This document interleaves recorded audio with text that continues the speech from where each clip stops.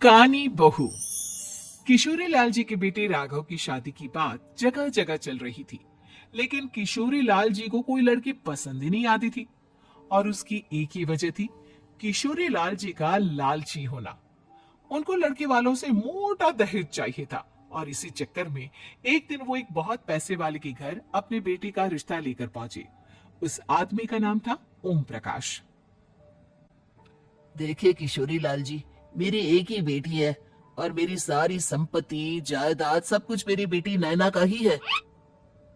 पापा, नाम से लगता है बहुत खूबसूरत होगी। कितना अच्छा नाम है ना, नैना। हाँ, वैसे बात तो सही है आपकी। अब इतना पैसा है, जमीन जायदाद है, इकलौती बेटी, आप भी क्या करेंगे? सब कुछ उसे ही देंगे ना।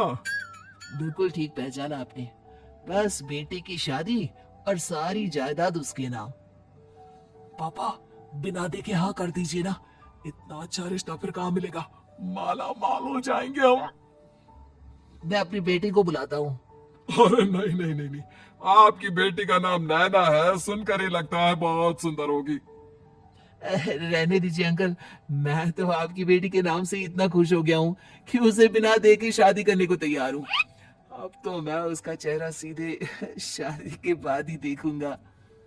और इस तरह राघव नैना का चेहरा नहीं देखता और उससे शादी कर लेता है।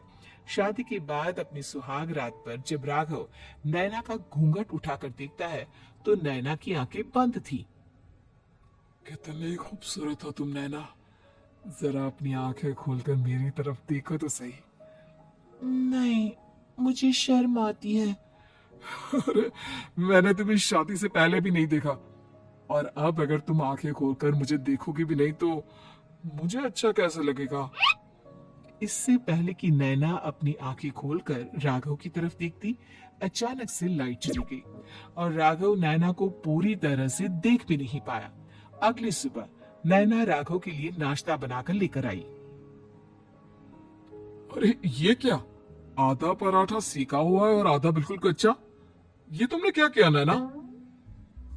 बहू, तुमने क्या आधा पराठा तवे से नीचे लटका कर रखा था, जो आधा सिका है और आधा कच्चा? मुझे जितना दिखेगा उतना ही तो सीखूंगी ना पापा जी। जहाँ जहाँ मुझे नजर आ रहा था वहां मैंने सीख लिया, जहाँ जहाँ नहीं दिखा वहां कच्चा रह गया होगा। इसका क्या मतलब है? ये कैसा मजाक कर रही है तुम? अरे बहू, तुमने इतना लंबा घूंघट क्यों लगाया हुआ है? देखो, हमारे घर में बहुओं को बेटी की तरह रखा जाता है, और फिर तुम तो इतना सारा माल लेकर आई हो। देखो, ये घूंघट डालकर रखने की कोई जरूरत नहीं है। हाँ नैना, पापा जी ठीक कह रहा है, तुम तो आराम से रहो, अपना ही घर समझो। नैना अचानक से अपना घूंघट उठा लेती है। अरे ये क्या पापा, नैना की तो एक आंख फूटी हुई है। नाम से नैना, लेकिन ये तो काली बहू निकली। मेरे साथ धोखा हुआ है, धोखा। बिना दिखाए अपनी काली लड़की मेरे संग ब्याह दी। मुझे काली बीवी नहीं चाहिए। मुझे अभी ओम प्रकाश जी से बात करनी पड़ेगी। आखिर उन्होंने मेरे साथ ऐसा किया क्यों? अरे, आप लोगों ने ही तो पापा से कहा था कि आप लोग शादी से पहले मुझे देखना नहीं चाहते। अब मेरे पापा पर क्यों इल्जाम लगा रहे हैं? अरे लेकिन उन्हें बताना तो चाहिए था ना कि तुम कानी हो, एक आंख से तुम्हें दिखाई नहीं देता। किशोरी लाल और राघव नाराज होकर ओम प्रकाश को अपने घर बुलाते हैं। पापा जी, ये आपने क्या किया? शादी से पहले बताया क्यों नहीं कि नैना की आंखों में परेशानी है? अरे आप ही ने तो लड़की देखने से मना कर दिया था। और लेकिन आप बता तो सकते थे।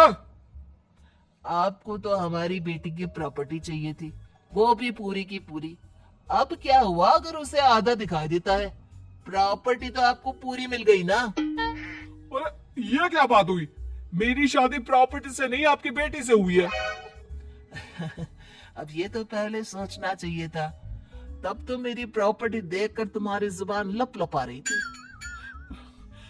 लेकिन मैं कानी लड़की को अपनी बीवी बनाकर नहीं रख सकता। पापा, कुछ करिए ना आप।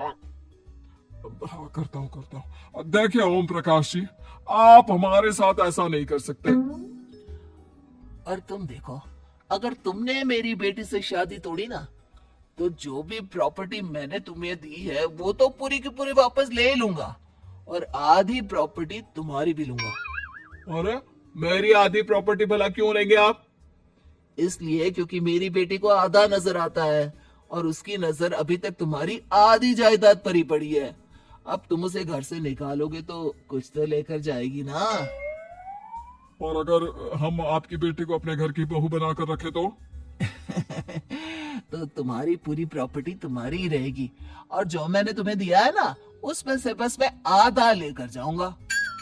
अरे लेकिन अब आप अपनी दी हुई प्रॉपर्टी में से आधी वापस क्यों लेकर जाएंगे? अगर मैं आपकी बेटी को अपनी पत्नी बनाकर रखने को तैयार हूं तो? इसलिए ताकि भविष्य में अगर तुम मेरी बेटी को धोखा दो तो उसके पास कुछ तो रहे जो पति का हो।